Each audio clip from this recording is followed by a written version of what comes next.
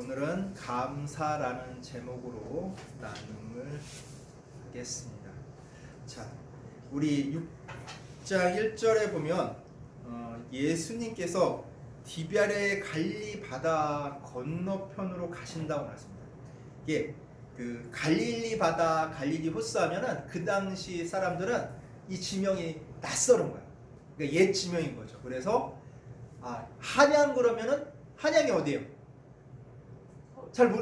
그래 늦게 나오잖아요. 한양 어디요? 그러면 서울 바로 나와야 되는데 늦게 나옵니다. 한양은 서울의 옛 지명이기 때문에 그런 거예요. 갈릴리도 마찬가지로 그 갈릴리가 이 디베랴의 옛 지명인 거예요.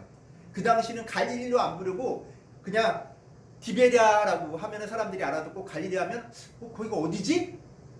이렇게 생각될 정도로 사람들이 잘 모르니까 디베랴의 갈릴리 바다야. 그러면 거기구나 하고 사람들이 이해하기 쉽도록 디베랴라고 한 거예요. 자, 근데 바다라고 했잖아요. 바다. 자, 바다는 물 맛이 어때요? 짜죠? 근데 우리가 알고 있는 갈릴리 바다는 짠물의 바다인가요? 아니죠. 바다가 아니라 호수예요. 육지에 있는 민물, 큰 호수예요. 왜 바다라고 이렇게 성경에 나왔냐? 혹시 바다라는 게 따로 있지 않냐? 지중해를 말하는 게 아니냐? 이렇게 생각할 수 있어요. 근데 사실은 바다라고 하던 호수라고 하건 그 당시 이 유대인들에게 똑같은 의미예요. 왜냐하면 유대인은 바다나 호수를 구별하는 말이 없어요. 그냥 큰 물이에요. 유대인들이 살았던 지역이 어떤 지역이에요? 산악 지역이죠. 바다를 볼 일이 별로 없어요.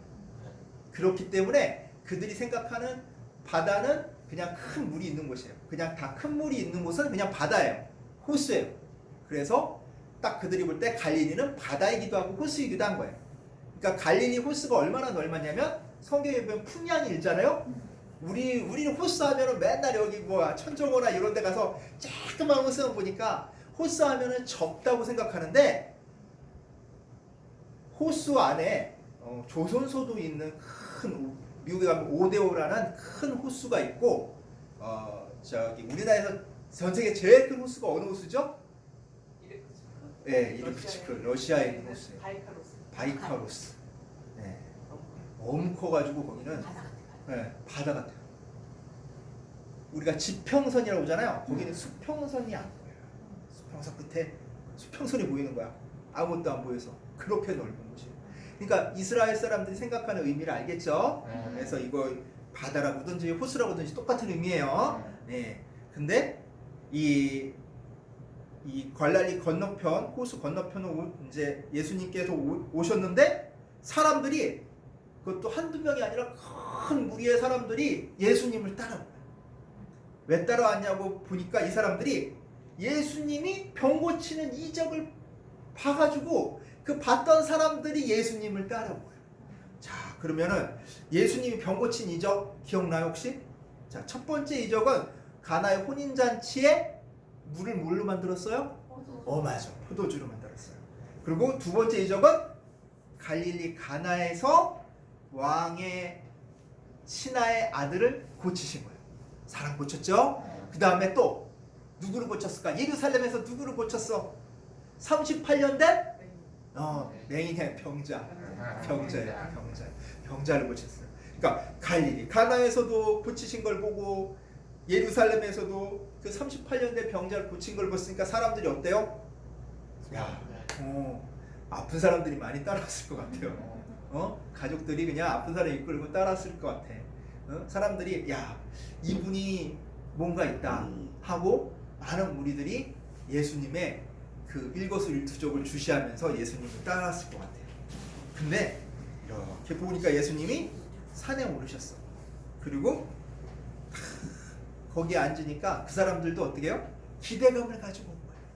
그래서 왜 어떤 기대감이냐? 그 어떤 기대감인지를 6장 4절에 이렇게 얘기해 주고 있어요. 마침 유대인의 명절이 6월절이 가까운지라. 자, 왜 6월절이 기대감이랑 관련이 있을까? 자, 6월절이 어떤 날이에요? 6월절은 어떤 날이에요?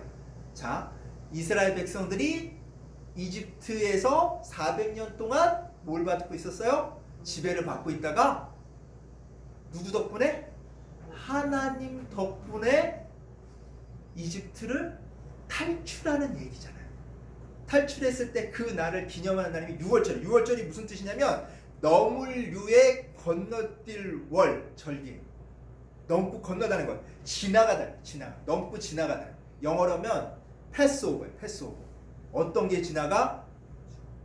그렇지. 죽음이죠.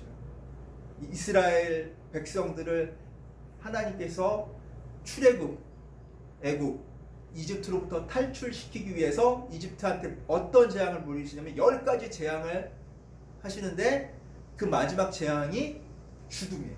어떤 죽음? 장자의 죽음. 이스라엘 백성들은 장자들이 죽지 않았어. 왜? 문설주와 문지방에 우설초로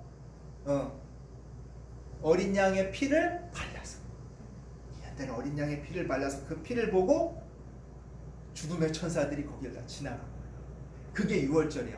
그러면 이집트 사람들한테는 그건 재앙이 있지만, 자, 이스라엘 사람들한테는 어떤 거예요? 재앙이 아니라 희망이죠.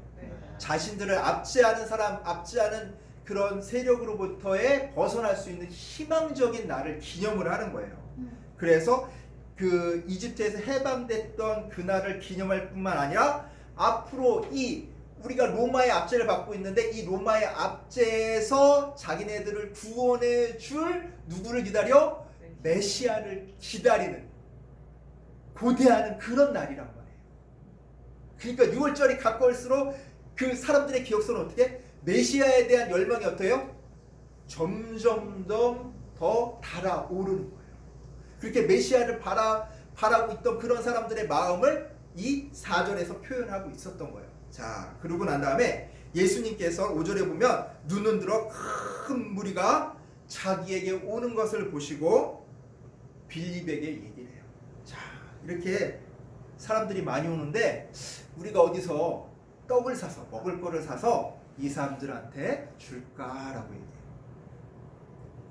자, 우리한테 이런 질문이 왔다고 생각을 해봐. 그럼 어떻게 하겠어요? 예수님이 뭐 한 것 같아요? 시험 본 것 같지 않아요?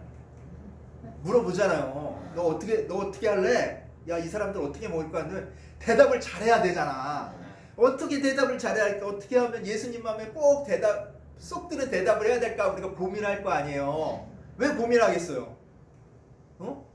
우리의 신앙이 어느 정도 되는지, 우리의 신앙의 실력이 어느 정도 되는지를 평가받기 때문에 그래. 그렇죠? 자, 우리가 학교에서 시험 같은 거 왜 봐요?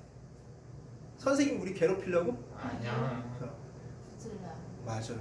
우리가 가르쳤으면 배운 거에 대해서 내가 얼만큼 아는지를 선생님도 알아야겠지만 가장 중요한 시험 보면서 누가 알아? 내 자신이 알잖아. 이걸 내가 찍어서 맞힌 건지 아니면 풀어서 맞힌 건지 내 자신이 더 잘 알 거 아니에요. 찍어서 맞추면 선생님이 그냥 얘가 풀어서 맞힌 걸로 알지 찍어서 맞춘 줄 알겠어요? 중요한 것은 시험에서 가장 큰 키포인트, 중요한 거는 내 실력을 내가 한다는 거야. 예수님께서 모르시겠어요? 하나님의 아들인데 빌립이 어떤 마음, 어떤 생각, 어떤 실력인지 모르겠어요. 근데 빌립 자신은 자기 실력이 얼만큼 되는지, 자기 신앙의 깊이가 얼만큼 되는지, 자기가 얼마만큼 예수님을 신뢰하고 하나님 말씀을 신뢰하며 살아가는지 제자지만 모른단 말이야, 제대로. 예수님의 실력이 자기 실력인 양 생각을 하고 있다고. 왜? 따라다니면서 예수님이 하시는 걸 보니까 마치 자기 스스로 했으니까 자기가 한 것처럼 느껴질 수도 있잖아요. 그쵸? 나도 좀 대단한 사람이야, 그런 자부심도 있었을 거야. 12명 중에 한 명이었으니까 예수님이 택하신. 그래서 자신이 있었을 거야, 이 문제에 대해서. 근데 예수님께서는 조금 잘못하고 있는 점, 제대로 자기 실력을 모르고 있는 점을 지적해 주시기 위해서 바로 빌립에게 물으신 거예요. 그래서 근데 빌립은 6절에 뭐라고 대답하냐면 예수님께서 이렇게 테스트하기 위해서 이제 물어보셨잖아요. 그래서 이렇게 말씀하고 계세요. 이렇게 말씀하시면 친히 어떻게 하실지를 아시고 빌림을 시험하고자 하심이라. 이게 무슨 뜻이냐면 빌립이 어떻게 하는지 이제 보려고 질문하셨을 뿐이지 실제로 예수님이 자기가 해야 될 일을 몰라서 물어본 게 아니라는 거예요. 예. 근데 빌립은 이제 이제 예수님이 나한테 참 중요한 걸 상의하시는구나. 응? 그렇게 생각하고 있었는지도 몰라요. 그래서 자기 딴에 이제 다 이제 계산을 다 해본 거야. 군중을 보니까 이게 좀 사람들이 한 5천 명쯤 돼 보이는 것을 이 계산이 수가 빨랐나 봐. 그래서 그러니까 한 200데나리온쯤 있으면 이 사람들 허기는 배부르지는 못하더라도 허기는 메울 수 있을 거예요 하고 예수님한테 딱 대답을 했어요. 네? 200데나리온이 얼마만큼의 돈이냐면 하루 일당이 1데나리온. 노동자 한 명이 하루 종일 일하면 1데나리온을 받아요. 근데 200명이 하루 종일 일한 그런 품삯이면은 이 사람들 좀 입에 풀칠을 할 거예요. 얘기를 한 거예요. 아마 되게 자랑스러워 했을지도 몰라. 근데 이 또 다른 제자 중에 한 명인 같은 시기에 들어온 제자라고 있는데 그 제자는 시몬 베드로의 형제 안드레예요. 안드레가 턱하니 나서요. 그래서 뭐라고 얘기하냐면 9절에 볼게요. 여기 한 아이가 있어 보리떡 5개와 물고기 2마리를 가지고 있나이다. 그러나 그것이 이 많은 사람들에게 얼마나 되겠사옵나이까. 안드레는 뭔가 좀 틀릴 줄 알았는데 안드레도 뭐예요? 빌립이랑 비슷해요.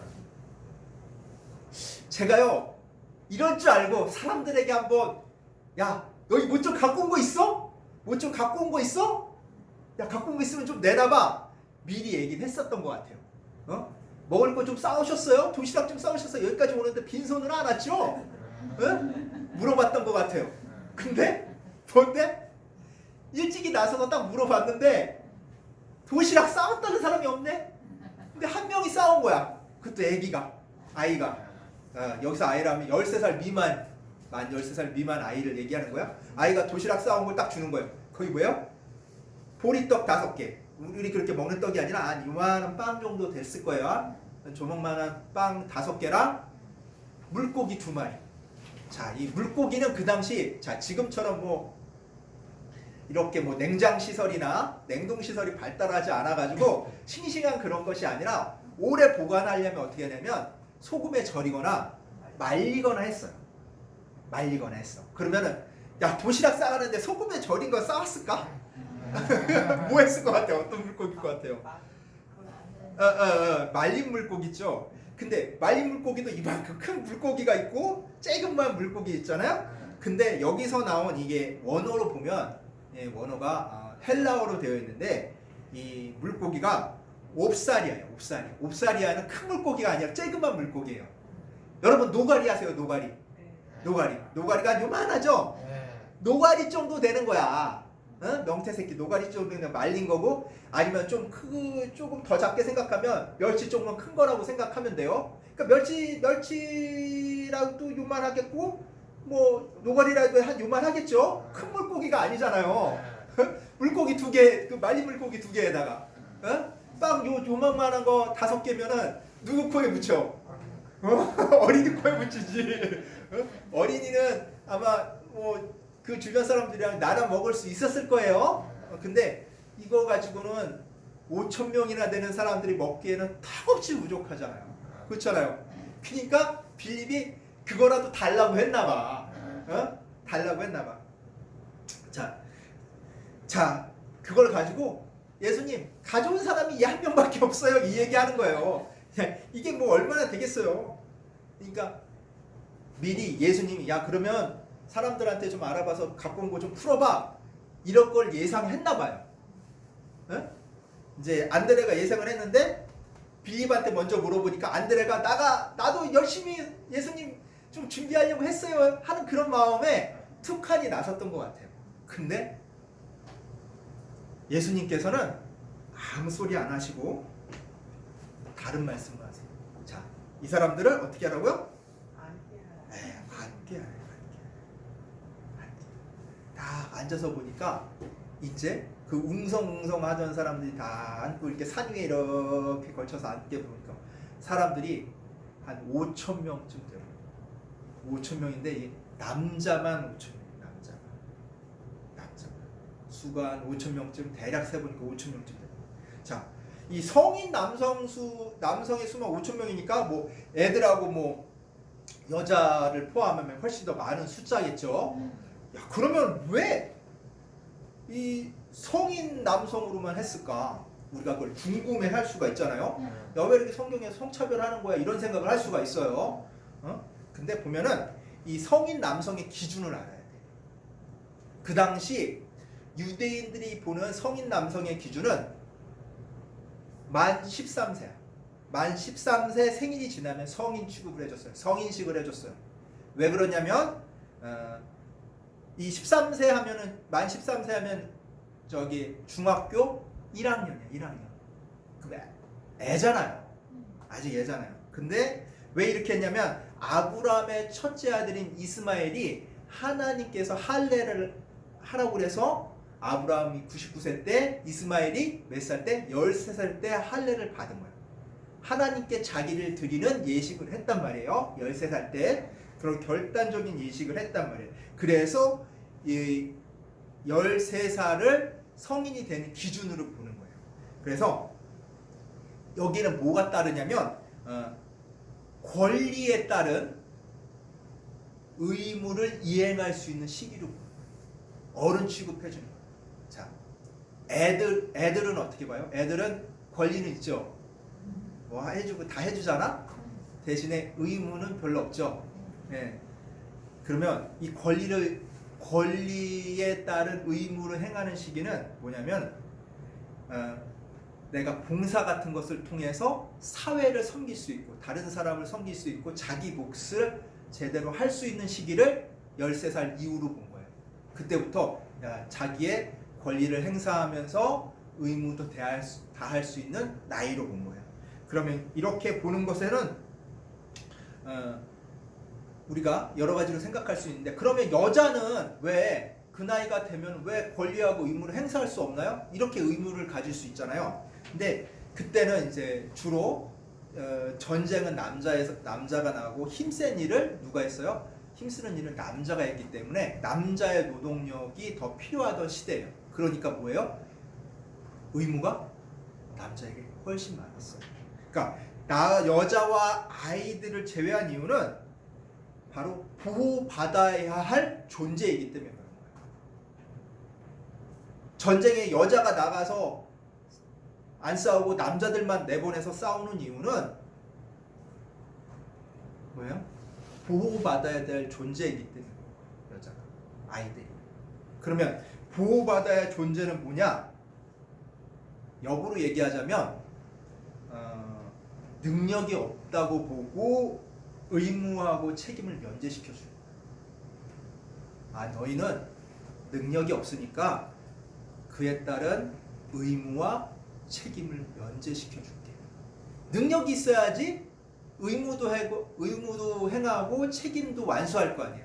그런 능력이 없다고 보니까 여자와 아이들은 개수나 이런 데서 제외됩니다. 자, 우리가 봐봐. 책임과 의문이 있는데 능력이 없으면 어떻게 될까? 자, 우리 지난번 잠시 뉴스를 봤는데 요즘 이렇게 흉기 난동 사건이 막 일어나서 경찰들이 중요한 역 같은데 순찰을 돌게끔 되어 있잖아요. 또 어떤 경찰관이 자기가 순찰을 돌아야 되는데 순찰을 안 돌고 경찰차에서 숨어서 낮잠을 잔 거야. 낮잠을 잔 거를 이 시민이 보고 신고를 했어요. 그러면 자기 낮잠 잔 게 걸릴 것 같으니까 자기가 자기 근무하는 지로 가가지고 낮잠 잔 거 안 잔 것처럼 싹 바꿔버린 거야. 그게 걸렸어. 그럼 이 경찰은 뭐 해야 돼요? 분명히 그 시간에 순찰을 돌았어야 되는데 안 한 거죠. 책임과 의무가 있는데 그 능력이 없는 거잖아. 자기 능력이 있어. 능력을 안 한 거지. 능력이 없다고 봐야지. 의무를 안 했으니까. 그런 책임감이 없으니까. 그리고 또 전에 보면 시민을 보호해야 될 여경이 어땠어요? 칼 든 사람이 나타나자, 흉기를 든 사람이 나타나자 어머나 하고 자기가 먼저 도망을 갔어. 그래서 그 시민이 칼에 찔려서 큰 부상을 당했어요. 경찰이 시민을 보호해야 되는데 자기가 먼저 어머나 하고 도망가. 그 뭐예요? 네. 네, 무서워서 그러죠. 남자라고 안 무서운 거야. 근데 그 경찰이라는 것은 여자고 남자고 간에 시민을 지킬 의무와 책임이 있잖아요. 그 책임을 안 했잖아. 그러니까 능력 없는 사람이 의무와 책임을 맡으니까 어떻게 돼요? 엄청난 일이 벌어지죠. 생각하기도 끔찍한 일이 벌어지죠. 그거예요. 의무와 책임을 맡은 사람은 그만한 능력을 갖춰야 되는 거예요. 그게 올바른 사회로 가는 거예요. 그래서 이 책임과 의무가 면제되면 권리가 어떻게 될 수밖에 없어요? 축소될 수밖에 없어요. 야, 너 위험하니까 하지 마. 너 이거 하면 안 돼. 이렇게 되는 거야. 왜? 그걸 책임질 능력이 안 되니까. 그러니까 구속을 하고 자유를 축소시킬 수밖에 없는 거예요. 그건 당연한 거예요. 근데 요즘 사회는 어때요? 내 권리, 내 자유만 내세우고 의무는 행하지 않을 거죠. 학생은 학생답게 학생의 의무를 다해야 돼. 학생은 자신의 의무를 다하지 않고 자신의 권리만 내세우다 보니까 선생님들이 어떻게 해요? 이제 더 이상 학생들한테 훈계를 할 수가 없는 거예요. 선생님의 권리를 제한해 버리니까. 잘못된 거죠. 선생님한테 권리를 제한하면 그만큼 선생님의 의무도 어떻게 돼요? 축소될 수밖에 없는 거예요. 그러니까 잘못된 사회로 가고 있는 거예요. 권리와 책임은 같이 가야 돼요. 자, 그래서 우리가 이 권리와 의무가 같이 가지 못하는 사회가 되면은 사회는 불안정해질 수밖에 없는 거예요. 지금 이 이스라엘도 마찬가지로 권리와 책임에 그것들에 대해서 사람들이 제대로 생각을 하지 않고 뭐예요? 자유를 얻고 싶은데 자신들이 행해야 될 하나님의 백성으로서 행해야 될 의무에 대해서는 도외시한 시대라는 거예요. 자, 1948년 5월 13일 무슨 날인 줄 아세요? 모르죠. 제헌국회가 열린다. 제헌국회는 뭐냐면 우리나라에서 처음으로 국회가 열려서 자, 법을 어떻게 만듭시다라고 얘기하던 자리예요. 국회의원들이 뽑혀서 그날 역사적인 일이 있었어요. 이승만 대통령 알죠? 그분이 나이가 제일 많았어요. 그 중에서. 그래서 나이가 제일 많아서 임시의장으로 뽑혀서 이제 전국 국회의원들에게 뭐라고 했냐면 자, 하나님께 기도하자고. 거기에 다 그리스도인만 있는 게 아니라 종교가 틀리고 생각이 틀리고 사상이 틀린 사람이 잔뜩 있었어요. 근데 기도하자고 그랬어. 뭐라고 했냐면 우리 힘으로 얻은 해방이 아니고 독립이 아니니까 우리가 누구한테 감사할 수밖에 없다? 하나님한테 감사할 수밖에 없으니까 우리 기도하자 하니까 모든 국회의원들이 종교와 사상이 다른 모든 국회의원들이 거기에 동의를 했어요. 그래서 이은영 목사님, 그 당시 국회의원으로 뽑혔던 이은영 목사님이 기도를 했어요. 자, 우리 생각해 봅시다.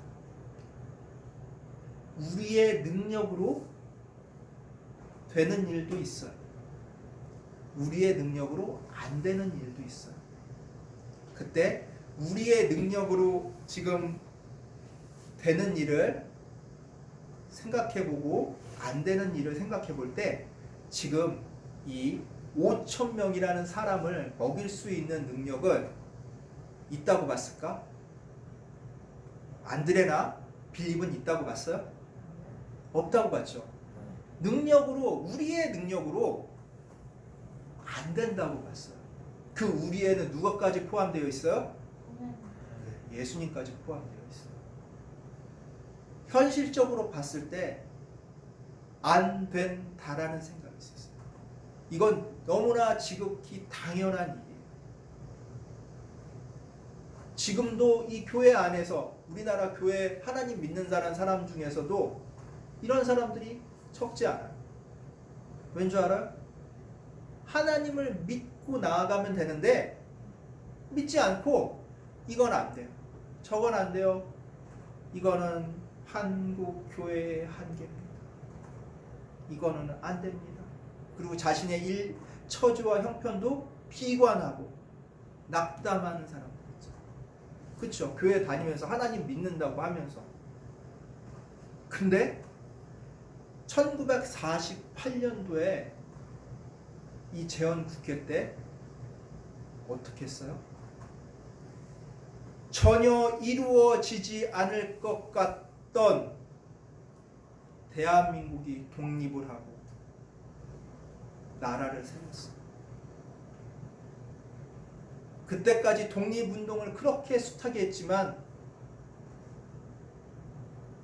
바위에 계란치기만큼 그렇게 효과가 없었어요.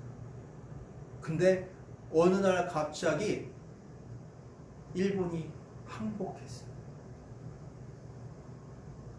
그리고 독립을 맞이했어요.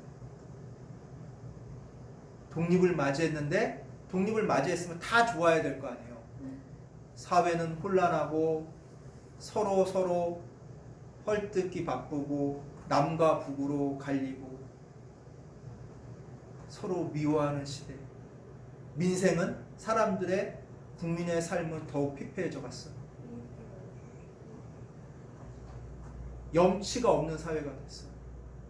어떻게 하면 힘 있는 사람한테 붙어서 조금 살아볼까 하는 사람도 있었고, 없는 사람 거 등골을 빼먹으려는 사람도 있었고, 그런 사람들을 막아줄 수 있는 방패막이도 없었고, 제대로 된 사회가 아니었어요. 근데 그럼에도 불구하고, 그렇게 어려운 시절임에도 불구하고 먼저 뭐 했어요? 그런 것을 한탄한 것이 아니라 뭐 했어요? 기도했어요. 우리에게 주신 것에 대해서 먼저 뭐 했어요? 기도했어요. 감사했어요. 감사 기도를 했어요. 자, 결과적으로 봅시다.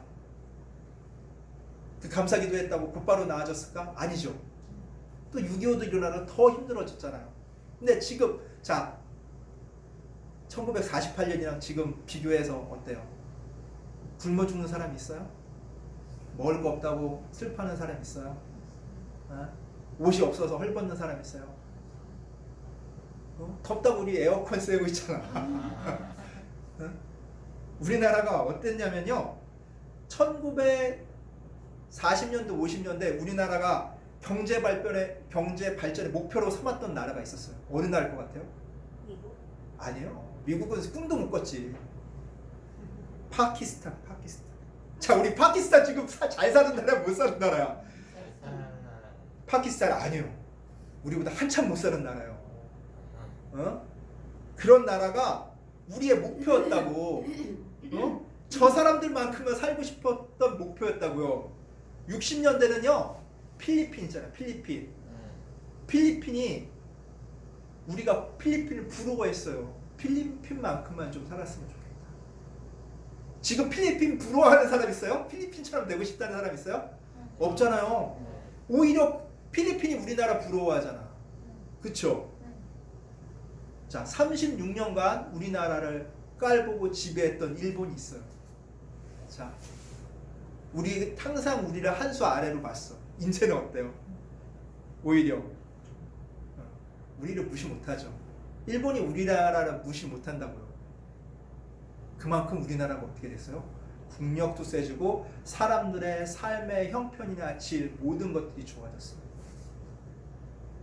우리가 열심히 해서 그렇게 얻은 걸까?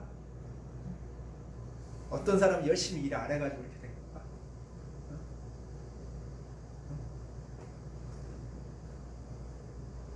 하나님의 은혜. 어떤 때와 상황과 형편을 그에 맞게끔 우리가 땀 흘려 노력한 만큼 그 결실을 맺게 해주시는 것은 하나님의 은혜예요. 그냥 뭐 감나무에 감이 뚝 떨어져서 그거 먹는 것이 불로소득 먹는 것이 하나님 은혜가 아니라 우리가 노력하고 힘쓴 만큼 그것이 헛되지 않게끔 우리에게 오는 것, 우리가 그 열매를 먹을 수 있는 것은 하나님 은혜. 그 하나님의 은혜로 우리나라가 이만큼 발전했고 한국 교회가 그 열매로 인해서 이만큼 발전했고. 자, 예수님께서 뭐라고 하셨냐면 이 오병이어처럼 진짜 보잘것 없고 형편없는 진짜 이 보리떡 5개랑 물고기 2마리를 가지고 축사하셨다고 했죠.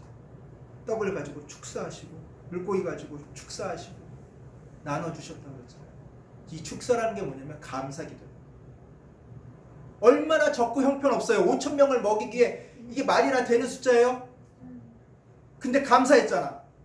주신 것에 정말 형편없고 생각해보면 겨우 요거 저렇고 뭐 이걸로 어떻게 하라고, 이걸로 진짜 누구 코에 붙이라고 이러지 않았단 말이에요. 감사했단 말이에요. 감사하고 나니까 어떤 일이 일어났어요? 5,000명을 먹이고도 몇 광주래요? 12광주리가 남게끔 했단 말이에요. 버리는 것 없이 다 모아라.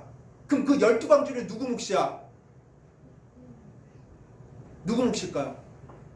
자, 그 당시 유대인의 풍습으로 어땠냐면 이 서비스, 음식을 서비스하는 사람 있잖아요. 서비스 누가 했어요? 12사도가 했죠. 서비스한 사람이 나머지 음식을 가져가는 거예요. 그럼 그 12광주리는 누구 몫이에요? 제자들 몫인 거예요. 한국교회도 마찬가지로 그 12광주리의 축복을 얻은 거예요. 한국교회에서 위대한 사람이 나타나서 그 사람의 능력으로 한국교회가 발전한 것이 아니라 하나님의 축복에 이 12광주리의 축복으로서 한국교회가 발전한 거예요. 우리도 마찬가지예요. 우리가 이 없는 와중에서도 하나님의 능력으로 먹고 하나님의 일을 하게 되면 12광주리의 축복을 얻는 거예요. 네. 우리는 그것을 생각해야 돼요. 근데 14절에 보면 그 사람들이 예수님께서 행하신 이 표적을 보고 말하되 이는 참으로 세상에 오실 그 선지자라 하더라. 이렇게 얘기해요. 자, 그들 이 5,000명의 사람들 그들 눈에서 그들 눈에 이 5,000명을 먹이신 예수님의 이적은 이 작은 것, 정말 어떻게 생각하면 형편없는 것에서도 감사하신 그 예수님의 기도가 아니라 뭘 봤어요? 5,000명이나 되는 자신들이 먹인 그 빵과 물고기만 본 거예요.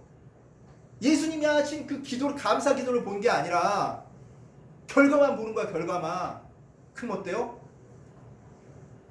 어떤 일이 일어나? 그렇지. 그 다음 절에 보면 임금으로 삼으려고 했단 말이에요. 예수님은. 그건 뭐예요?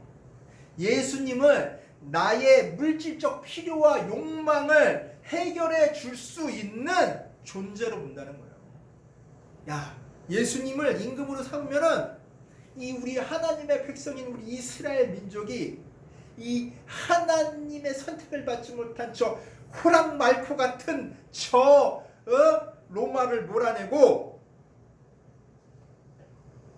우리를 위한 우리가 원하는 나라를 세워줄 것이다 라고 본 거예요.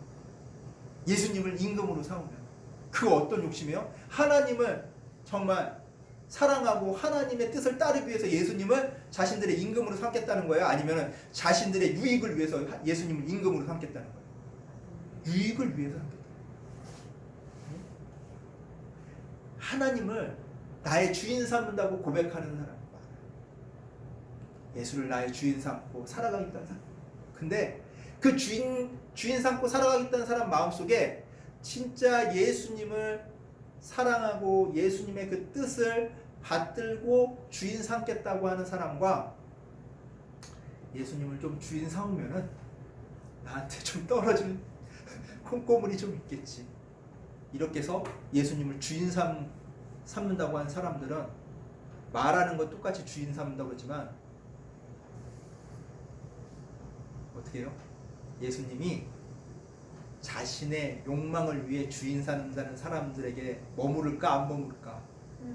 안 머무르겠죠. 지금도 혼자 산으로 가버리셨잖아요. 머물지 않아요. 그런 사람들에게는 자신의 욕망을 위해서 예수님을 주인 삼으려고 하는 사람들에겐 예수님은 절대 머무르지 않아요. 우리는 기억해야 합니다. 우리는 뭘 기억해야 되냐면 예수님 손에 위에 나누어진 그 5,000명분의 빵과 물고기를 기억해야 되는 게 아니라 뭘 기억해야 돼요? 예수님께서 그 작지만 어떻게 보면 그 처지와 상황과 형편에 비해 정말 작은 것이지만 그것에 감사하는 그 마음으로 기도하신 것을 기억해요. 사랑하는 우리 주천양교회 성도 여러분, 어떻게 보면은 정말 별거 아닌 것 같은 일들이 많아요. 근데 그런 것에 감사할 수 있어요. 오늘 이렇게 밥을 먹다가 김치가 맛있었어. 그것도 감사할 수 있어요. 가다가 딱 봤는데 꽃이 너무 예뻐. 그것도 감사할 수 있어요. 그런 거 작은 것에 감사하고 하나님께 기도하는 자는 하나님께서 어떤 걸 보여주신다고요?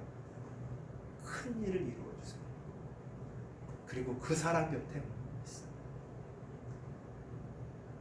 그냥 하나님이 하실 큰 일만을 기대하면서 구주를 나의 주인 삼는다고 하는 자들에게는 주님이 머무르지 않아요. 그렇게 허망된 이야기를 하는 사람들에게는 주님이 머무르지 않고 떠나가신다는 말씀을 오늘 성경 말씀을 통해 우리에게 알려주신 것입니다. 이 말씀을 잊지 말고 늘 작은 것, 적은 것에도 늘 주님께 감사하며 큰 소망 이루시는 우리 성도님들 되시기를 간절히 축원합니다. 아멘. 기도하겠습니다. 하나님 아버지 감사합니다.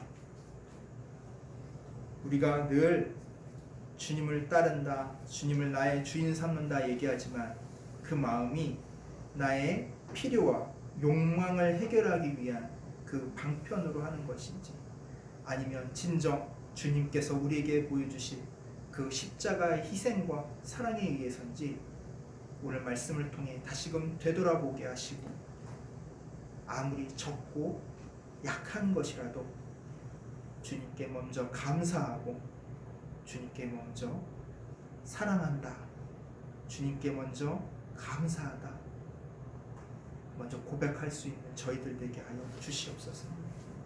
그리하여 큰 것을 이루는 저희들 되게 하여 주시옵소서. 늘 감사드리며 우리 주 예수 그리스도의 이름으로 기도드리옵나이다.